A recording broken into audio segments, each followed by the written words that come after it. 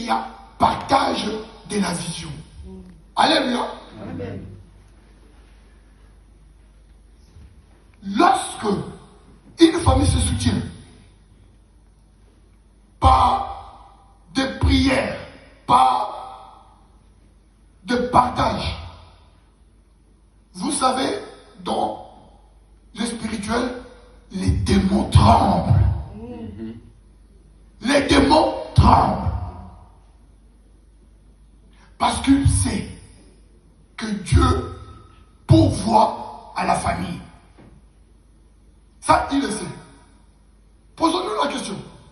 Pourquoi Christ, en venant sur la terre, devait-il nécessairement passer par une famille? Pourquoi? Posons-nous la question. Il est Dieu, il est le Fils de Dieu, il a l'autorité sur toutes choses. Il pouvait du coup apparaître ou bien bondir sur la terre et commencer sa mission. Mais il a choisi de passer par une famille. C'était d'abord pour récupérer l'autorité que le couple, que la famille avait perdue et remettre cette autorité à la famille. Amen. Amen. Amen. Bien-aimés, c'est très important. Amen. Amen. Amen. Nous ne savons pas ce que nous sommes. Nous souffrons par manque de la révélation et de connaissance. Amen. Bien-aimés, la famille est le fer de lance dans le combat spirituel contre l'ennemi. Amen.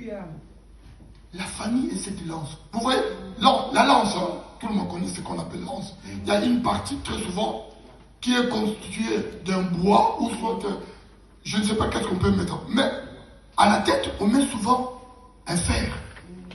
Hein, comme on dit en lingala, en jargon, en patois de chez nous, mopama. La famille est justement cette partie-là. La tête de la lance qui est en fer. Pour cogner l'ennemi. Mais pas comme ça. D'une façon ordonnée. Amen. Vous savez, cette révélation que nous voulons tous, que nous aimons tous, de Paul, dans l'épître de Corinthiens. Oh, la femme doit se munir d'un mouchoir, il ne faut pas prier comme ça. Mais il y a une autre révélation là-dedans. La Bible dit quoi? À cause de qui? Des démons, ou bien des anges, mais pas les anges du ciel, les anges dessus. Il faut comprendre. Hein? Une virgule dans la Bible peut changer le sens même du mot. À cause des anges, la femme doit se couvrir la tête. Savons-nous, ça veut dire quoi spirituellement, dans le sens profond? La femme doit être sous l'autorité de son époux. Dans les combats, lorsque une famille se prépare ou bien combat l'adversaire, tout doit être bien arrangé. Parce que les anges, ou bien Satan, les anges dessus, il connaît l'autorité de Dieu. Même si lui-même c'est un rebelle, mais il connaît comment Dieu a procédé et a institué les choses. Lorsqu'il voit dans un couple la personne qui doit d'abord se tenir en premier lieu, mais on a vu comme ce qui se passe chez nous au Congo, dans la partie est. Si le commandant, le chef d'état-major ou bien l'adjoint chargé des opérations n'est pas au front, comment je veux marcher? Je sais qu'on doit être là pour coordonner les choses. Dans les combats spirituels aussi, c'est de la même façon. C'est d'abord l'homme qui doit se tenir et suivi de son épouse.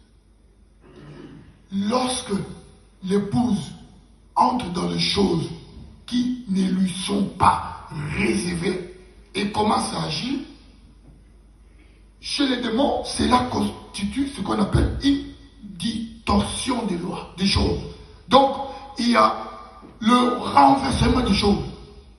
Et c'est une fenêtre, comme on dit ici en Allemagne, qu'on a donné l'équipe. Hein, vous savez, non? Quand on donne l'équipe, donc on met un comme ça. Hein, et il va entrer. Ne croyez pas qu'il passera nécessairement par la porte.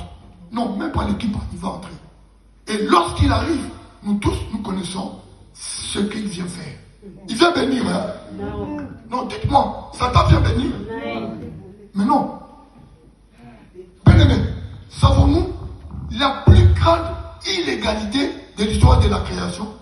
Qui connaît la plus grande illégalité de l'histoire de la création? La plus grande illégalité de l'histoire de la création, c'est l'appartenance de l'humain au diable. Le diable est une création de Dieu, comme nous. Cet ange-là s'appelait avant Lucifer. Mais comme il était entré